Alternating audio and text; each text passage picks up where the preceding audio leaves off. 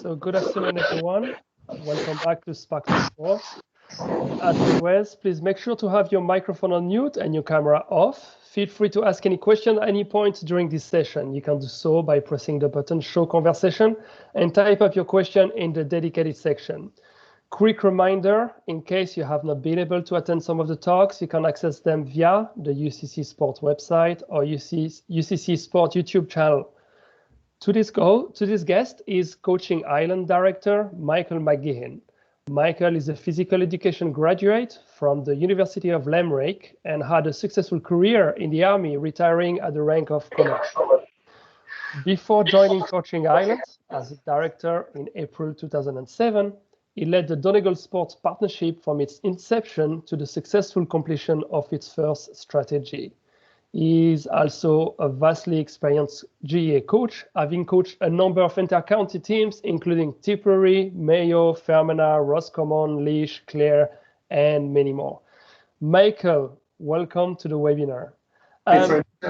Just to start it up just a little bit, can you give a little bit of a background on your career and as well what led you to Coaching Island? Yeah, well, I suppose you've touched on some of my career there very well. I'll start back at the beginning. I left school around 1980 and went straight into the Army as a cadet. I spent 2 years there, got commissioned as a second lieutenant, and then I was posted to Cork, believe it or not, to Fermoy, and that was in '82. Also in '82, I started as a first year in Dublin College. It was only college at the time where you could do PE. Spent 4 years there, graduated, and immediately after that, I ended up being sent to the Lebanon for 6 months to work with UNIFIL. So when I came back, I spent the next 20 odd years working in various roles within the Defence Forces and also working around the country. So one of the roles I suppose I had at the time was I was the physical education officer for the Western Command, which sort of stretched from Donegal all the way down to Clare. And we had responsibility for fitness testing those members in the West in the Defence Forces in what was called the lifestyle tests, and these were linked to career courses and also linked to overseas duty. And I ended up my Army career in Donegal, which is where I'm from, and I ended up as the boss of the barracks that used to exist within Lifford. So I suppose that's my Army career. When I left, then I was lucky enough to be offered the position of the Donegal Sports Partnership Coordinator.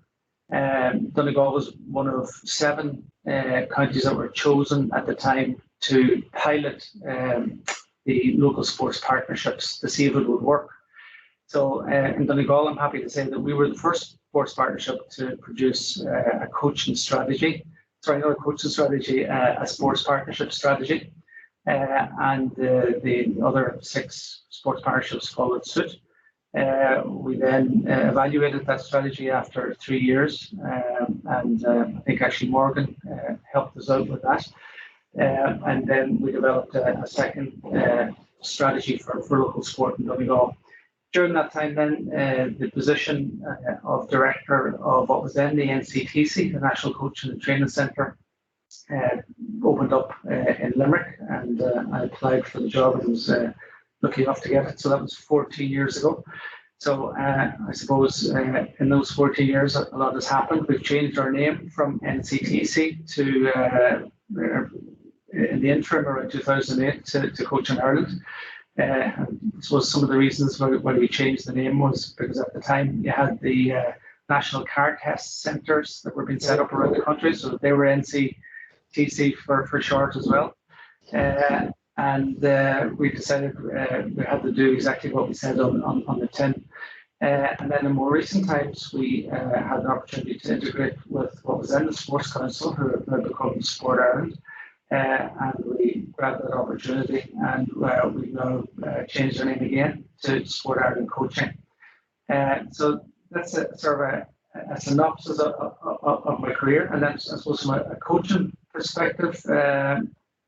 When I left Limerick at the time, Thomond graduates were in big demand from athletics clubs and teams, rugby, soccer, maybe football, around the country to get involved in the preparation of those teams.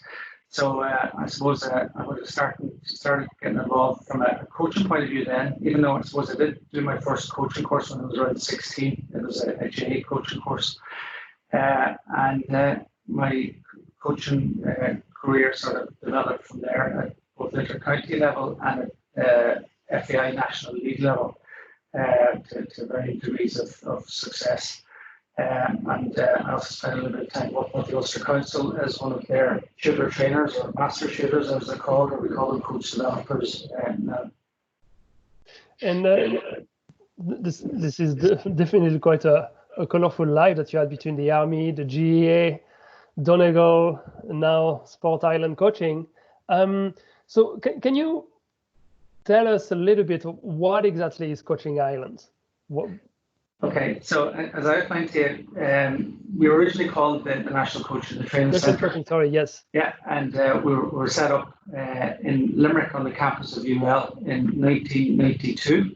Mm-hmm. And the main purpose at that stage, the role, was to improve the coaches and quality of coaching in Ireland, and also to look after the carded athletes. Okay, so these are athletes who are getting money from the government, and we looked after the sort of medical testing, the fitness testing, injury needs, psychological needs, up until around 2006, 2007.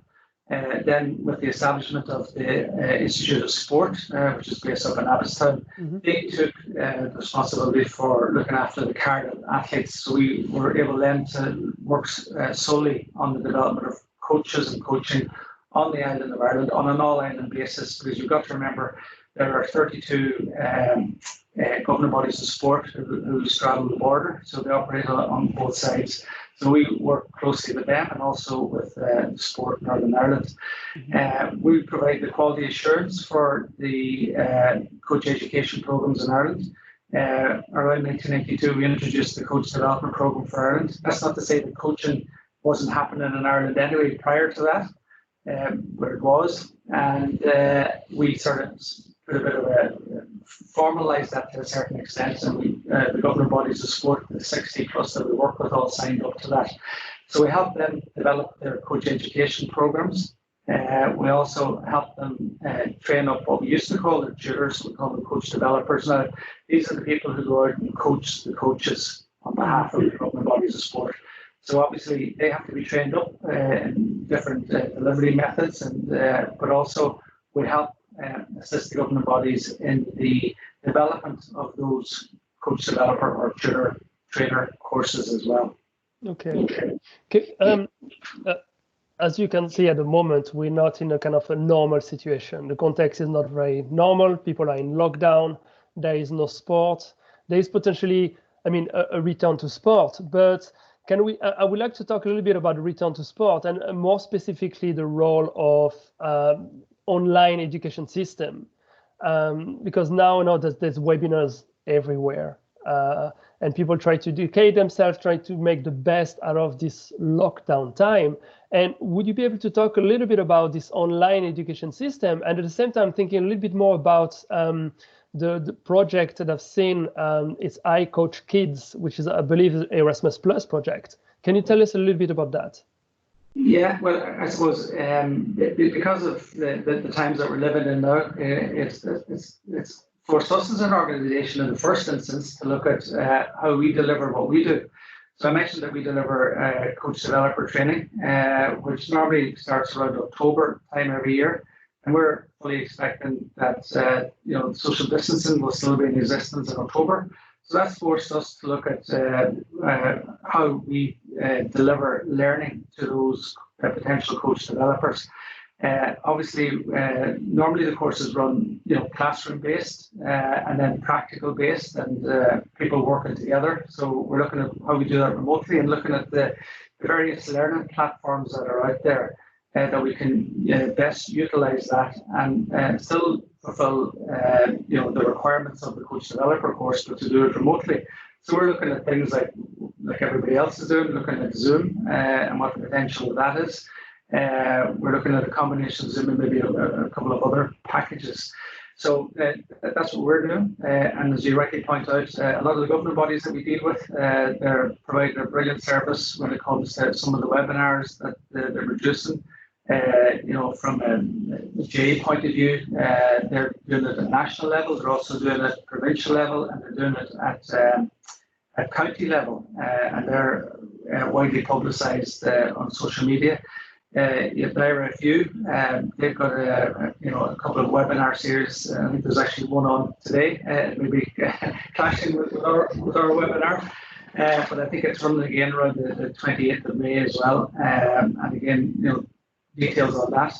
The FEI run a series of webinars as well, and they're worth checking out. Rowing Ireland do a lot on Instagram and on Facebook. And they're running, I think, Takeover Tuesdays, where they look at the life of a coach or one of their administrators or one of their athletes. Athletics Ireland are worth checking out, particularly their Coach in the Corner series, which is looking at what they're doing with women in sport. Some Ireland as well have a lot happening from an educational point of view. The Cara Centre, which looks after enhanced sport physical activity around people with physical disabilities, are doing a lot. And then you've got to go abroad. There's the likes of Arsenal. Their performance research team are doing an awful lot on Twitter. Sports Singapore, which run a site called Coach SG, they're running a series of coaching-related webinars as well, which are worth checking out. Mm-hmm. And then we do a lot of work with the NSSU, which is the Nippon Sports Science University based in Japan. And they're hosting seminars that you can apply for and get on as well. So, I mean, there's a whole host there. There's a lot there, yeah. But you did ask me specifically about the iCoach Kids. So iCoach Kids is an Erasmus Plus project that we've been involved in from the outset. And iCoach Kids, I think the website is iCoachKids.eu.org. It's a free online education for youth coaches. So anybody involved with kids, coaching kids, it's to give them ideas and maybe drills down a little bit deeper than you normally would within a coaching course as to how you coach kids, and gives you different ideas and fun activities that you can use. Now, we've developed with our partners 3 MOOCs, or massive open online courses, that are available for free on the website, which you can dip in and dip out of. And you can do a course online on it, and as I say, you can do it at around the time that suits you. iCoach Kids have also been running a number of seminars over the last couple of weeks, and again, they've been well documented if anybody wants to go looking for them. And I think the next one we might have now is going out on the 3rd of June, which is looking at sort of behaviour change theory for coaches. So for coaches, particularly those of kids, it is a great resource, and that's iCoach Kids. But we've also moved on to a new iCoach Kids program called iCoach Kids Plus, which is in the sort of developmental stage at the moment. We've only had one meeting on it, but it's a continuation of the iCoach Kids project itself. Yeah, when I came across for the first time the iCoach Kids program, I was like, wow, this is such an incredible resource. This is so needed to have a resource like that. And I would like to ask you the question, not only because I work in third level, but what, from your point of view, how do you think we could strengthen the relationship between third level coaching and in a way, my question would be, how can we quality control third level coaches? Because third level has so many coaches across so many different university and all that. Is there a way, would you think? I mean, I know this is not, I don't expect, kind of a black or white answer. And then, it probably is like, how long is a piece of string? But do you think there's a way to control the quality of the coaching interlevel? So are you talking about the coaches of teams of third level colleges? That's it. Absolutely, yes. Yeah. Well, obviously, one of the ways of controlling, you'd be looking at ensuring that these coaches have maybe a portfolio of their experience, that they're suitably qualified, that they've gone through all the various checks and balances that have been expected from them from an NGB point of view. And obviously, when we work with certain coaches who come on some of our courses, we like to get a feel of their breadth of experience. So if you're talking about in colleges where there's high level of competition right across the board in the various codes of sport, you want someone who does bring some breadth of experience already to the table and can hit the ground running. So again, it's overseeing that and ensuring that those various aspects that I've outlined are in place. Mm-hmm. At the moment, as I was mentioning, especially in third level, we don't know when sport is going to come back. What COVID brought, multiple things. First, the collapse of team sport, collecting sport, because we will not know when soccer, GAA, rugby is going to start again. But at the same time, there's the rise of individual sports, like golfing starting again, tennis could start again pretty soon. Now, when at the moment there's this strong fear in the background, in the mind of the people when they're going to pick up sport again, in the mindset, how do you think we can create a positive experience around playing sport again and not being fearful, or I might not join? For example, if there's some kids, they might go and participate in sport, but the parents might say, no, look, better be safe.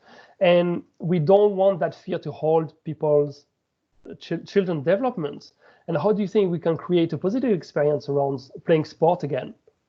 Yeah, well, I suppose the first thing is that whatever we do, we have to go around and abide by whatever's been said to us by the medical people.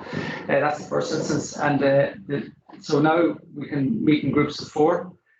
So if you take that from a coaching perspective, right? So that could be one coach plus 3 others.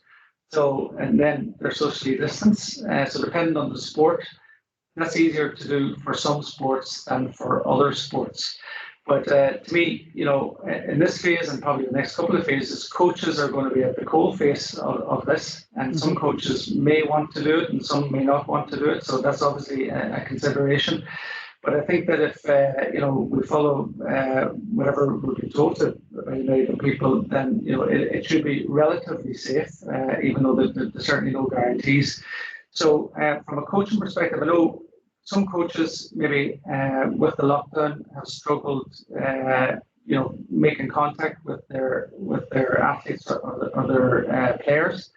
That's something that they have to embrace and work on. And it's likewise for the athletes and the players themselves. They're struggling as well because maybe they've had a focus for the competition that they've been ready to get involved in.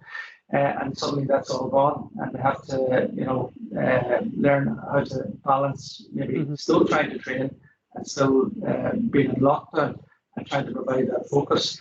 So it's about being sensible when it comes to the actual face-to-face piece and being innovative in what you can do and planning ahead.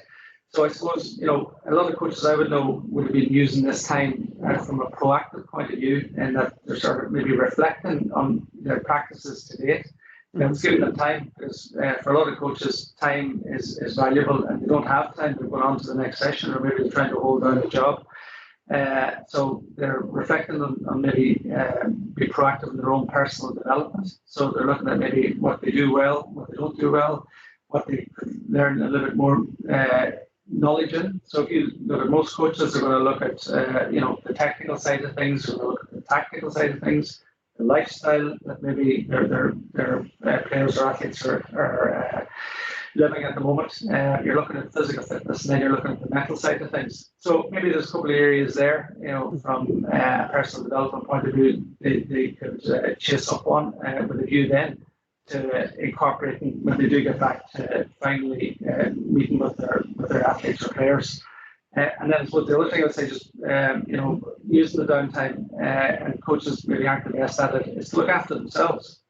Take time, use it now, get some physical activity into them, because that will stand them. We're always very conscious of keeping the players and athletes moving, but we've got to keep ourselves moving, and it's good for the head as well. Yeah, no, absolutely.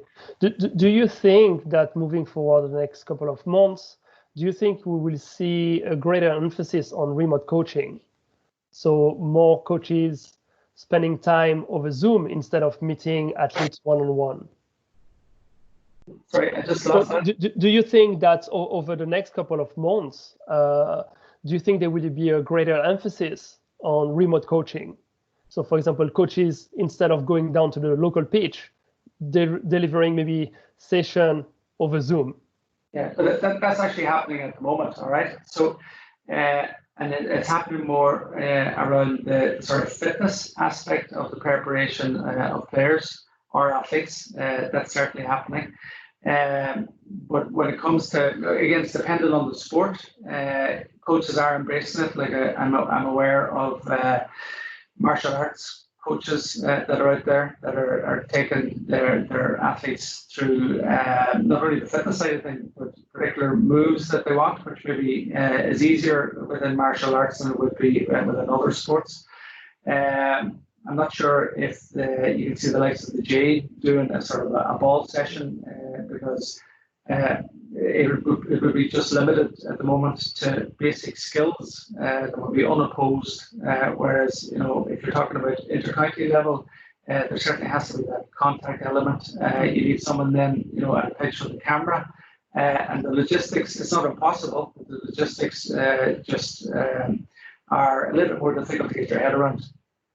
Yeah, I think here you mentioned it, the logistics and all that. And I think moving forward and this kind of thinking outside the box will definitely help sustainability on the long term. My next question will be, what have you learned from your time in the Army that can be applied in the current climate? Okay, that's an interesting question. I was thinking about that the other day. I suppose when you go to a mission like UNIFIL to the Lebanon for 6 months or longer, you're not quite on lockdown, but you're confined to a particular space for 6 months. So I suppose, like everybody's coming to find out, it's good to have some sort of a routine and try and stick to that routine. From time to time, something will be thrown into the mix that's obviously going to knock you out of that. But at least if you get up at a regular time, eat at a regular time, try and get some exercise in at a regular time. Whatever work you have to do, let's try and stick to that, and just try and have that routine. So I think that is a key. And the days may be long, but it certainly gives you a little bit of focus and a little bit of edge. So that's one of the things I would have taken from the Army, just because we were thrown into that particular situation and you had to get on with it. I would ask you, my next question will be, I asked Morgan the same question yesterday, in terms of drive. What drives you? Is it value? Is it performance? Is it maybe a combination of both? What really drives you? I know you are a GA coach. You're a director of a coaching organization. So what drives you? Okay, well, I can answer that maybe two ways. I can answer it as a director of sport area coaching. I suppose what I like to see is an improvement in the standards of coaching, obviously, on the island of Ireland. I like to see a fully developed coach education program or pathway for every coach in every sport. Okay, so if you're a J coach, that you come in at foundation level, and there's a course for you then at the end for intercounty level. So you have the likes of the IRFU, the FAI, who have got fully developed coach education programs. With other NGBs that are close to that. So I would like to have that opportunity for coaches to progress and to develop and be the best they can be as coaches through a coach education program. As a coach then myself, I suppose what drives me, I like to take players and see if I can improve them. All right. So it's not about the winner. When it happens as a result of improvement, well and good. And I'd certainly like to have the players experience sort of coaching sessions that are specific to the actual sport that they're playing in, and get them thinking and improving their thinking through what we do on the training pitch, and then that they carry that over onto the full-sided game. So it's that sort of player improvement, and also, you know, improving the whole person, not just from the game point of view, but from what they do when they're not with us, and you know, how they live their lives. You mentioned improving people, improving athletes. What books did you read over the past, since the lockdown started? So I believe it was mid-March. Have you read any specific books that you could recommend to people and say, look, this is maybe, you know, a good time to read that book? I mean, people have got times on their hand after all. Yeah, well, as I said earlier, you know, this is a perfect time for coaches to sort of take time for themselves and maybe do things and that they haven't done, and that includes reading books. So yeah, even though I'm in Donegal at the moment, I did take a delivery of a few books. So I'm reading one specific to sort of tactical periodization, which you know, is a bit of a buzz term within soccer for the last number of years with Jose Mourinho, and there's obviously applications to other team sports, and I'm looking at it from a J perspective. I've also looked at the captain class, which looks at how you select your captain of a team, and it goes through various teams, great teams of different sports from the past, and how they chose their captain, and how the captain maybe isn't always the person you think should be the captain, and it goes into reasons as to why you should select. What is the name of that book? The Captain Class, and it's written by Sam Walker. Okay. Yeah, that's interesting topic. Yeah. Thank you. And then there's a few John Gordon books, The Energy Bus, which I've sort of read as well. Very well.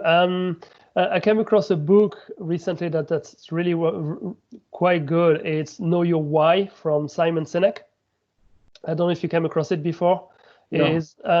It's mainly focused around business, but the reason that wrote that book is about the why. Why people? What is the why behind people's action? Quite often, people are centered around the what, the how, the when, but the value, the true value of people's action, the why, is worth digging into. It's a very easy book. It's a couple of 100 pages. And easy to read, so I highly recommend it. Maybe you could add it to your. Thanks for the recommendation. Yeah. Thank you, Michael. We're coming towards the end of it. It's nearly past. I really want to thank you for taking the time to have a chat with us. Thank you so much for your time, and enjoy your afternoon. Okay. Thanks very much. Thanks for everybody listening as well. Thank you. Take care. Okay. Bye. Bye.